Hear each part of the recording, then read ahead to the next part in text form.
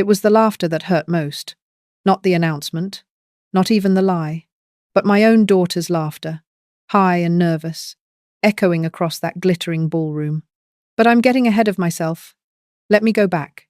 My name is Margaret, and for 32 years I was married to a man who saw me, really saw me. Thomas worked construction. I worked at the public library downtown, and together we built something solid. Nothing fancy, just real. We bought our first small duplex in Evanston when Jennifer was 6. Fixed it up ourselves. Thomas taught me how to read blueprints at our kitchen table, showed me how to spot good bones under bad paint. By the time he passed 3 years ago, we owned 7 properties across the Chicago area. Nothing ostentatious, just good, honest real estate. Jennifer doesn't know this. She thinks I live off his pension and Social Security. I let her think that. After Thomas died, I did something unusual. I transferred all 7 properties into a trust, with Jennifer listed as the property manager. She started her own real estate firm 2 years ago, and I wanted to help without her knowing. Every month, her company collects rent, takes their management fee, and transfers the remainder to an account she believes belongs to T. Harrison Holdings. She has no idea T. Harrison was Thomas's mother's maiden name, that I am T. Harrison Holdings. I did this because Thomas always said, "Teach her to stand on her own feet, Maggie. Give her a hand up, not a handout." So I gave her clients, gave her income, gave her a foundation to build her business. I just didn't tell her it was me. Things changed when she met Brandon Shaw III. The name alone should have warned me. He worked at Morrison, Keller and Associates, one of those downtown firms with 40 floors and marble lobbies. Jennifer was dazzled. Who could blame her? He was handsome, successful, sophisticated. Everything her blue-collar parents weren't. The red flags started small. 6 months into their relationship, I drove into the city for dinner at Jennifer's apartment. Brandon was there, lounging on her couch. When I arrived, Jennifer jumped up, flustered. "Mom, you're early." I wasn't. I was exactly on time. Brandon barely looked up from his phone. "Jen, I thought we were ordering in tonight." "We are, Brandon. My mother's joining us, remember?" The pause was microscopic. "Right, of course." He stood, shook my hand with a grip that was 2 seconds too short, and excused himself to take a call. Jennifer made excuses. He was stressed. "Big case, you know how it is." I knew how it was. The wedding came next. A year later, at a country club in Winnetka that required 2 forms of ID and a credit check just to park. Brandon's mother, Diane, orchestrated everything. She swept in like winter wind, all pearls and polite condescension, remaking my daughter's vision into something from a magazine spread. Jennifer wanted wildflowers. Diane insisted on orchids flown in from Ecuador. Jennifer wanted a small ceremony. Diane invited 300 guests. I watched my daughter shrink, become softer-voiced, more apologetic. At the rehearsal dinner, Diane introduced Jennifer to someone as Brandon's sweet little bride working in property management. The way she said it made Jennifer's growing business sound like she was showing apartments part-time. Thomas would have said something. I bit my tongue. They married. Moved to a renovated brownstone in Lincoln Park. Started attending galas and fundraisers and all those events where people pay $1,000 a plate to feel generous. Jennifer's business thrived quietly. She was managing almost a dozen properties now, my 7 plus 4 others. But Brandon's world was louder, shinier, more impressive at dinner parties. And slowly, over 2 years, I saw my daughter less and less. Phone calls grew shorter.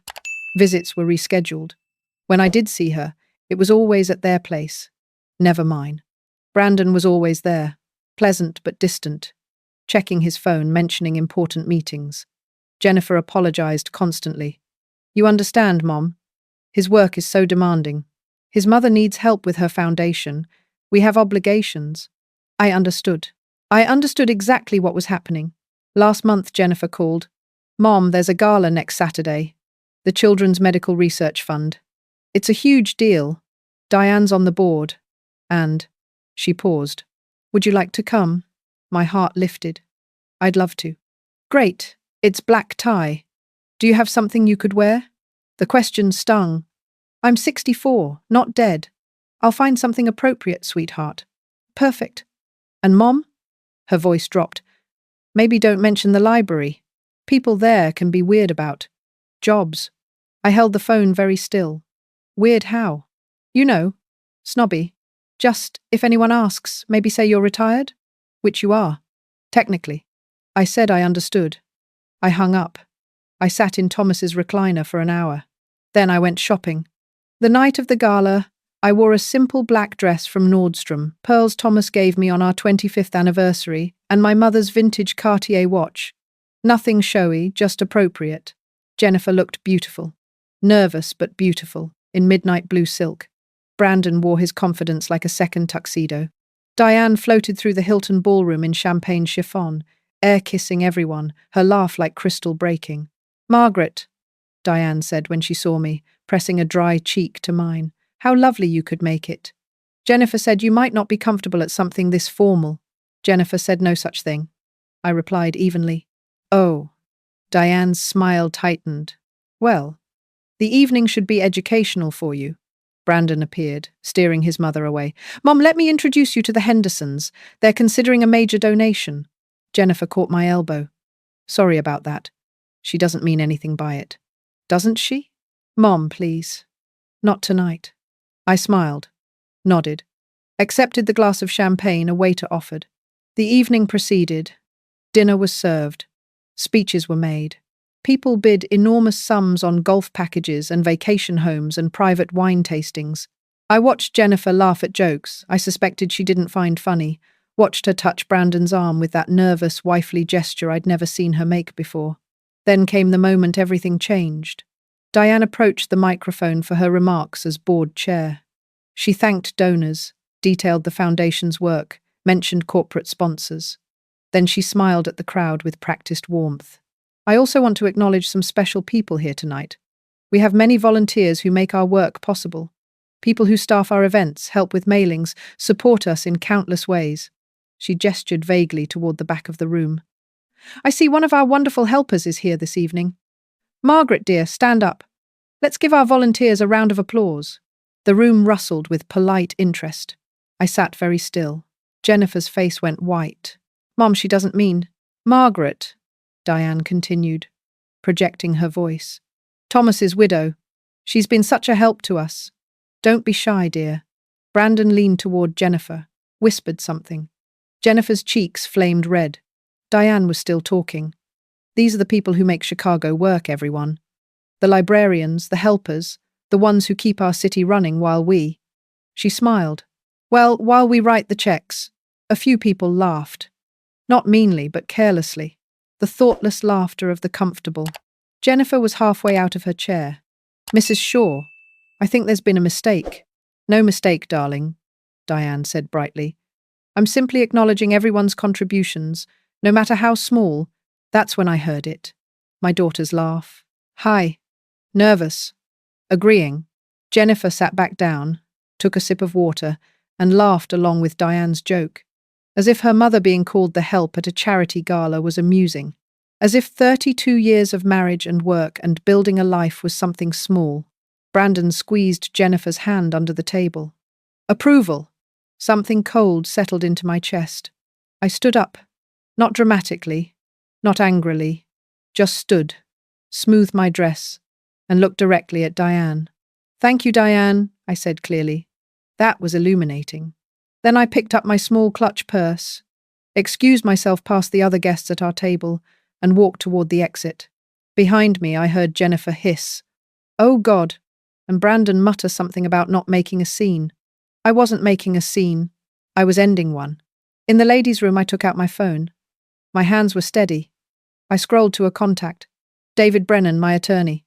Thomas's best friend from college. The man who'd helped us set up the trust. I typed 4 words. "Withdraw everything tonight." I stared at those words for exactly 10 seconds. Then I hit send. David called within 2 minutes. "Maggie? What's happened?" "I need you to terminate the property management contract with Jennifer's firm. Effective immediately. All 7 properties." Silence. Then, "Maggie, that's 3/4 of her business. I know what it is. If you pull those accounts, she'll survive. Or she won't. Either way, she'll learn." Another pause. "What did they do?" I told him. Briefly. Factually. David swore. Then, give me 30 minutes. I'll have the termination letters drafted. Thank you, David. Maggie? For what it's worth, Thomas would have done the exact same thing. I knew he would have. I returned to the ballroom. Jennifer and Brandon were in tense conversation at our table. Diane was holding court near the bar. I slipped back into my seat, accepted another glass of champagne, and waited. Jennifer leaned over. Mom, I'm so sorry. Diane didn't realize. Didn't realize what? I asked quietly. That I'm your mother? She thought you were part of the volunteer staff. It was an honest mistake. Was it? Brandon interjected smoothly. Mrs. Harrison, these events can be confusing. Mother's eyesight isn't what it used to be. Her eyesight is fine, Brandon. She knew exactly who I was. Mom! Jennifer whispered urgently. Please don't make this a thing. Brandon's up for partner. Diane has connections. We can't. Can't what? Defend me. Jennifer's eyes pleaded. Can you just let it go? For me? I looked at my daughter. Really looked at her. Saw the stress lines around her eyes, the tension in her shoulders, the way she kept glancing at Brandon for approval before speaking. When had my strong, independent girl become this? Of course, sweetheart, I said gently. I'll let it go. Jennifer exhaled with relief, smiled, squeezed my hand. Thank you. I knew you'd understand. I did understand, that was the problem. The rest of the evening passed in polite conversation and forced smiles. At 10:30, I told Jennifer I was tired, called an Uber, and went home. At 11:15, my phone rang. Jennifer, Mom, I just got the strangest email. Her voice was tight. From someone named David Brennan? About property management contracts being terminated. I was sitting in Thomas's chair, looking at his photo on the mantel. Yes. What does this mean? We manage properties for T. Harrison Holdings.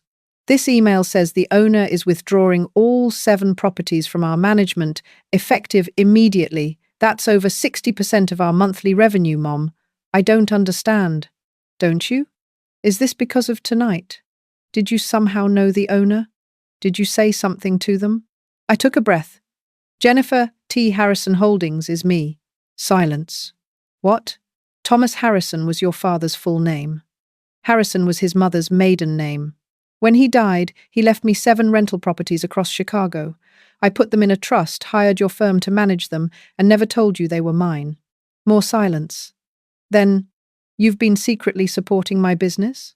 Yes. For 2 years? Yes. Why would you? Her voice cracked. Why wouldn't you tell me? Because your father wanted you to make it on your own. I wanted to help without you knowing. Let you build something real. Something you earned. I paused. But tonight I realized I made a mistake. What mistake? I taught you that you could succeed. I forgot to make sure you remembered where you came from. Mom, that's not fair. Isn't it? You laughed, Jennifer. When Diane called me the help, when she made me sound like hired staff, you laughed. I didn't. It was nervous. Laughter. I wasn't. You sat there. You let her humiliate me. And you laughed. Because you were embarrassed of me. That's not true. Then tell me, sweetheart. When's the last time you invited me to your home for dinner? Just me, just you? No Brandon, no obligations, no interruptions? No answer. When's the last time you called just to talk? Not to schedule something? Not to check a box? But because you missed me? Mom, I've been busy. Busy. Yes. Too busy for your mother, but never too busy for Diane's fundraisers, never too busy for Brandon's work functions, never too busy for the people who matter in your new world. That's not fair, Jennifer said again, and now she was crying. You don't understand the pressure. Brandon's family, they have expectations. Standards. I'm trying to fit in, trying to what? Erase where you came from? Pretend your parents didn't exist? My father's dead, she said, and her voice broke completely. And you're right. I have been avoiding you. Because every time I see you, every time I talk to you, I remember him. I remember our old life. And it hurts, Mom. It hurts so much. Brandon's world doesn't hurt. It's clean and bright and forward-looking. I don't have to remember. And there it was. The truth underneath everything. My anger softened. Not disappeared. Just softened. Oh, baby. I said quietly. You can't run from grief. I'm not running. You married a man whose mother treats people like servants. You laughed when I was humiliated. You asked me to hide what I did for a living. You stopped visiting. You stopped calling. If that's not running, what is it? She sobbed. In the background, I heard Brandon asking what was wrong. Jennifer, I said, I'm not withdrawing those properties to punish you. I'm doing it because you need to decide who you are. Are you the woman who built a business from nothing? Who learned real estate at her mother's kitchen table? Who used to be proud of where she came from? Or are you Mrs. Brandon Shaw III, afraid to admit her mother was a librarian? Don't make me choose. I'm not. Life is. And tonight, you chose. You chose Brandon's approval over my dignity. You chose Diane's opinion over your own mother. I didn't mean to. I know, sweetheart. That's what scares me most. You didn't even realize you were doing it. Silence. Then, what do I do now? That's up to you. Your firm will take a hit without those accounts. You'll have to work harder, find new clients, rebuild. It won't be easy. Are you trying to destroy my business? No, baby. I'm trying to save my daughter. She cried harder. Brandon was talking more urgently in the background now. Jennifer, I love you. I will always love you. But I will not let you become someone who forgets that love matters more than status, that family matters more than appearances, that a human being's worth has nothing to do with their job title or bank account. Mom, when you're ready to remember that, call me. I'll be here. I hung up before she could respond. The next 3 days were hell. Jennifer called 16 times. I didn't answer. She texted constantly. I didn't respond. Brandon called twice, professional and cold, mentioning lawyers and contracts and how unfortunate this misunderstanding was. I blocked his number.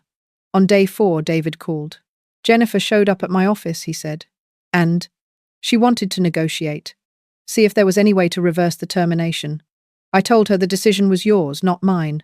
He paused. Maggie, she's a mess. She's lost weight. Looks like she hasn't slept.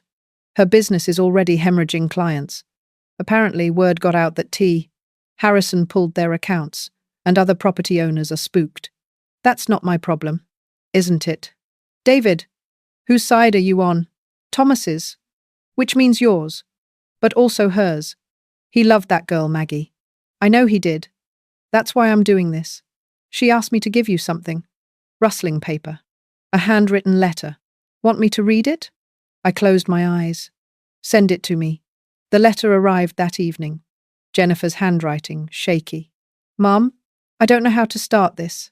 I'm sorry, feels too small. But I am. I'm so incredibly sorry. You were right about everything. I have been running. From grief, from myself, from you. Brandon's world felt safe because it was clean and simple. There were rules, expectations. I knew how to perform. I didn't have to feel. But watching you walk out of that gala, after Diane humiliated you, after I laughed at that humiliation, Mom, I haven't been able to sleep. I see your face, the way you looked at me. Like you didn't recognize me. And you shouldn't, because I don't recognize myself. I've spent the last 3 days thinking about who I've become. Brandon says I'm overreacting, that you're being unreasonable, that pulling your properties was vindictive. His mother says I should sue you for breach of contract. They keep telling me I did nothing wrong. But I did. I did something terrible. I chose their approval over your dignity. I chose to fit in over standing up. I chose comfort over courage. Dad would be ashamed of me. I don't expect you to forgive me. I don't expect you to restore the property management contracts. Honestly, I'm not sure I deserve your help anymore. But I'm writing because I need you to know. I remember now. I remember who I am, where I came from, what you and Dad taught me, and I'm going to spend the rest of my life making sure I never forget again. I love you, I'm so sorry, and I understand if you need time. Jennifer. I read it 3 times, cried through all 3 readings. Then I called David. Set up a meeting, I said. Jennifer. Me. You. Tomorrow morning. Your office. Maggie. I'm not restoring the contracts, I said quickly. But I want to talk to her. Face to face. The next morning I arrived at David's office at 9. Jennifer was already there, sitting in the reception area. She looked exactly as David described. Thin, exhausted, hollow-eyed.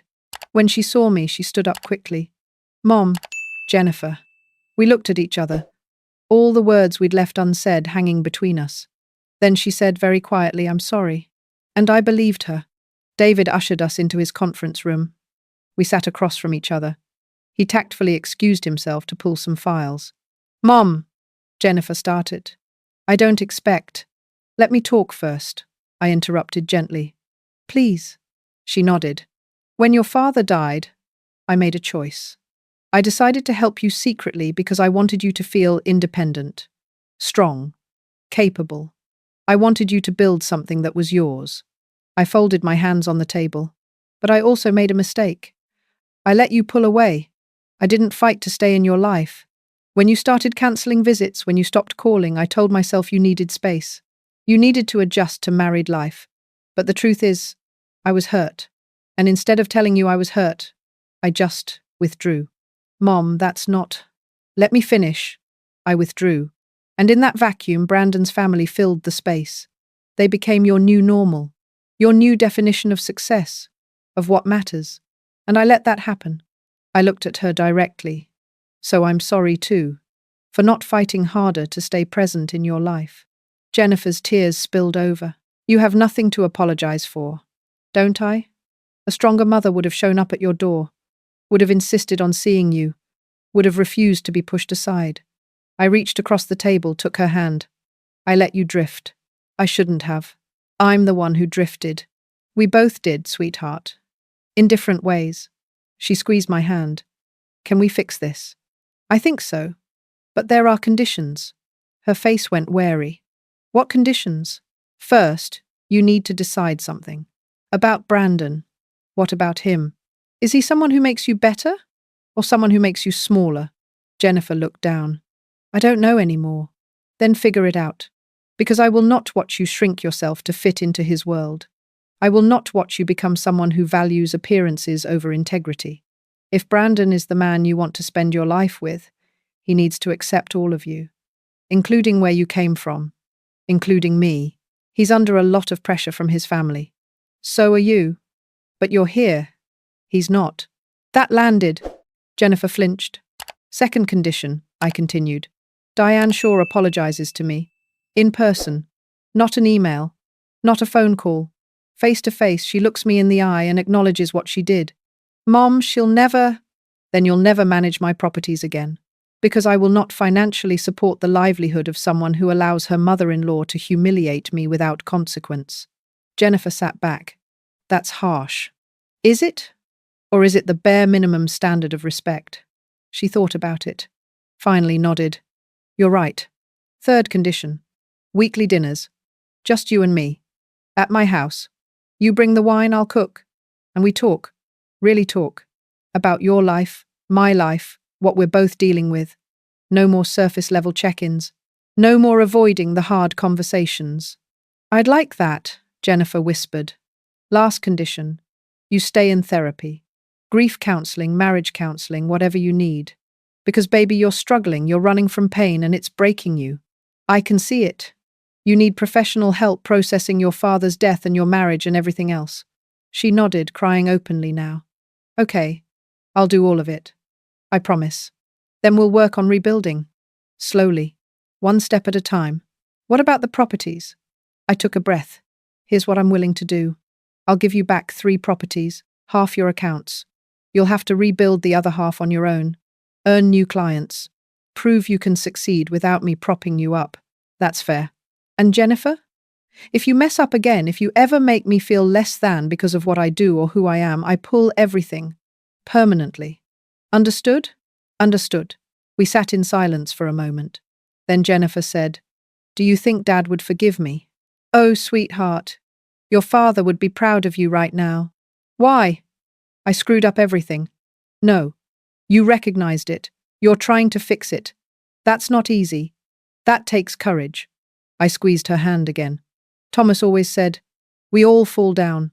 What matters is whether we get back up. You're getting back up. She sobbed harder, came around the table, and collapsed into my arms. I held her while she cried. Really cried for the first time since Thomas died. All the grief she'd been running from, all the guilt, all the confusion poured out. When she finally quieted, I kissed her forehead. We're going to be okay. Promise, sir? Promise. That was 3 weeks ago. Jennifer did go to therapy. She's been coming to weekly dinners. She brings good wine and helps me cook, and we talk about everything: her marriage, my loneliness, her fears, my concerns. It's not always easy. Some conversations are painful, but we're showing up for each other. She's rebuilding her business slowly. 2 new property management clients so far, earned through her own networking and reputation. She's working harder than ever, but there's something different in her now. A confidence that's real, not performed. Brandon is another story. He was furious when he found out about my ultimatum. Told Jennifer she was letting me manipulate her. Diane certainly thought so. She called me directly a mistake and informed me that I was destroying her son's marriage with my unreasonable demands. I told her I'd be happy to discuss it over coffee. Just the 2 of us. She hung up, but Jennifer held firm. She told Brandon, "My mother expects respect, and so do I. If you can't give us both that, we have bigger problems." They're in couples counseling now. Whether their marriage survives, I don't know. That's for them to figure out. But I'm proud of Jennifer for demanding better. Last week, something surprising happened. David called me. "You're not going to believe this," he said. "I got a call from Diane Shaw's attorney." "About what?"